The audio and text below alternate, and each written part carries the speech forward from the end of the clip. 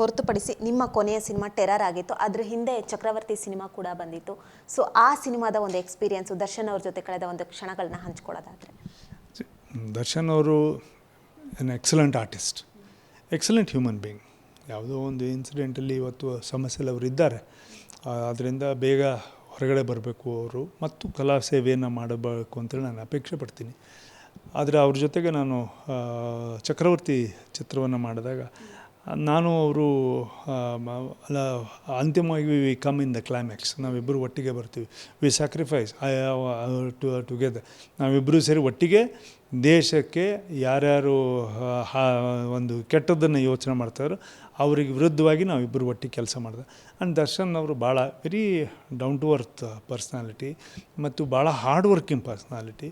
ಹಾಗಾಗಿ I have enjoyed. ನಾನು ಅವ್ರ ಜೊತೆ ಕೆಲಸ ಮಾಡೋದನ್ನ ಭಾಳಷ್ಟು ಸಂತೋಷಪಟ್ಟಿದ್ದೀನಿ. ಅದ್ರ ಜೊತೆಗೆ ಇನ್ನೂ ಅನೇಕ ಕಲಾವಿದರುಗಳು ಕೂಡ ಇದ್ದರು ನಮ್ಮ ಜೊತೆಗೆ. But is an excellent being. ನಮ್ಮ ಪ್ರೊಡ್ಯೂಸರು ಕೂಡ ಒಳ್ಳೆಯವರಿದ್ದರು. ಅವಾಗ ನಾವು ಮಲೇಷ್ಯಾದಲ್ಲಿ ಸುಮಾರು 15-20 ದಿನ ಅವ್ರ ಜೊತೆಗೆ ಶೂಟಿಂಗ್ ಮಾಡಿದ್ವಿ. But Chakravarthy was a good movie.